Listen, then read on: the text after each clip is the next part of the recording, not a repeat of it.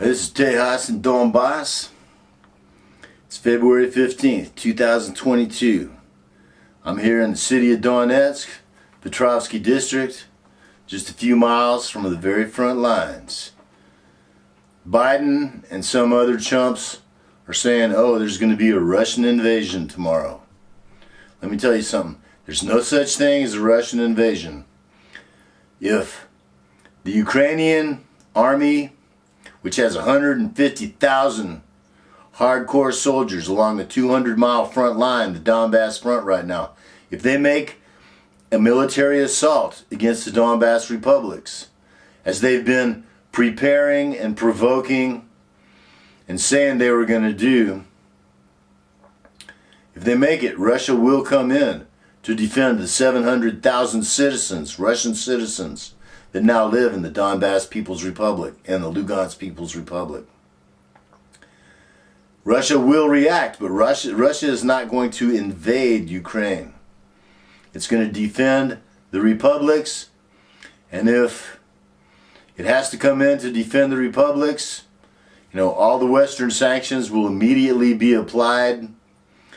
The sanctions from hell, the mothers of all sanctions, And so if that's the case, if they come in 1 kilometer, the sanctions will apply. If they come in 100 kilometers to the Donbass front, the sanctions will apply. All of them. So why not go ahead and liberate most of Ukraine? Go all the way to Kiev. Denazify the eastern half of Ukraine. Liberate it from foreign occupation, which it's been under exactly since 2014. Denazify it again, just like they did back in 1943. If the price is the same, why not get all of it that you can? It protects not only the people of Donbass, it protects Russia too. Now, it's very likely that either the Americans will order the Ukrainians to attack and the Ukrainians will obey that order, or they won't obey it, and then the Western mercenaries, the ISIS cannibals, or some of the hardcore neo-Nazi groups that are also on the front will go ahead and make the attack, make the provocation that will force Russia to come in. Once that happens, there's a window of a couple of hours to decide exactly how it's going to go. The Ukrainian army is along the Donbass front, which is on the very city limits of all of our major cities, which is Donetsk, Lugansk, Makiivka, Gorlovka. All these cities, the Ukrainian army sits within less than 10 kilometers from the center of those cities. So if the Ukrainian army starts advancing, if they break through the first and second lines of our defenses, if they're able to make it into the built-up, populated urban area itself, then they immediately have the advantage of hundreds of thousands of human shields all around them. That negates the Russians' greatest military advantages, which are its rocket power, its missile power, its artillery, and its air power. If you're surrounded by civilians, then those kind of weapons simply do not work unless you're willing to, as the US and NATO have been, but the Russians are not, to have serious major collateral damage. So if the assault starts, the Russians have a window really that can be measured in minutes, to make their response. The tanks and the troops that are amassed along the borders, those can be very effective and useful for liberating Ukraine. But as far as defending the Donbass People's Republics,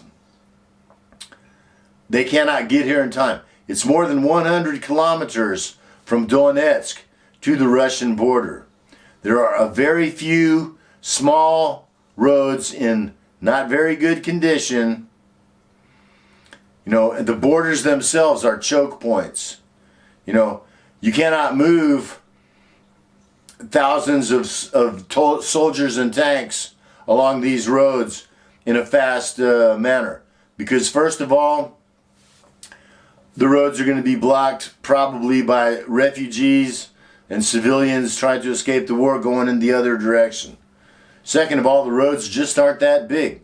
Third of all, you know, it's 100 kilometers that the Russians have to move just from the border, as opposed to 10 kilometers that the Ukrainians have to move to be in the center of our cities. So, the Russians cannot defend the Donbass republics by coming here on tanks and trucks. They can only defend it by coming here on wings. And that's the wings of attack helicopters, transport helicopters, jets, and missiles. And missiles will be the thing that decides. If once the Ukrainian army starts to move, heavy missile barrages start raining down immediately that can stop the advance, then the Donbass republics will be saved. If the Russians hesitate even more than a couple of hours, the Ukrainian army can send dismounted infantry just walking through the neighborhoods. I'm talking dismounted, I'm talking about on foot charge. 10 kilometers is 6 miles. They can make it 6 miles into the center in a day. And once they make it into the center, the whole dynamics of the war change. So Russia must stop the assault instantly, immediately, as soon as it starts. Or else there's a very, very real danger that the Ukrainian army can occupy the major cities of the Donbass republics, in which case the war can go on for months. It's urban warfare. We're talking like Grozny, Sarajevo, Stalingrad type fighting. Instead of a quick, short, sharp shock, surgical strike that stops them in their footprints. So, dear Lord, dear Vladimir Putin, if the Ukrops attack, stop them immediately with the best technology you have.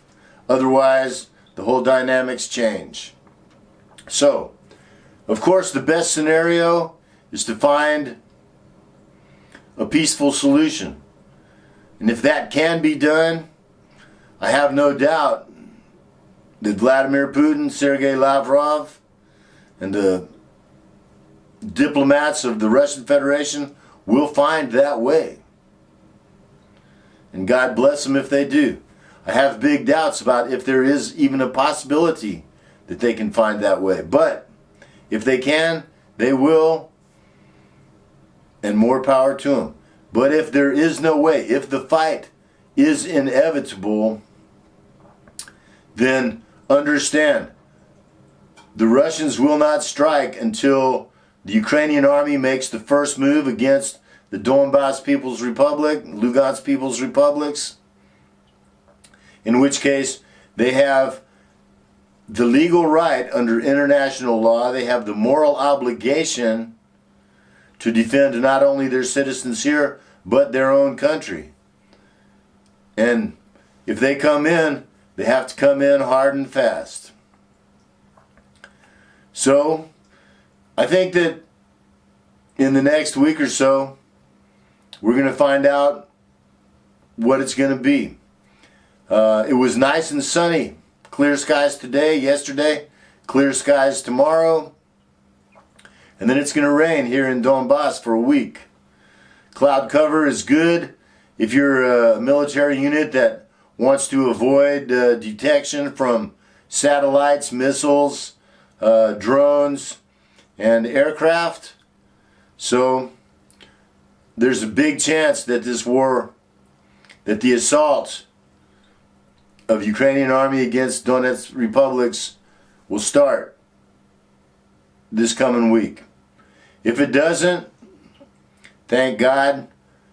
I really still think that it will before the end of March, one way or the other. And we'll see. And I'll be happy if I'm wrong.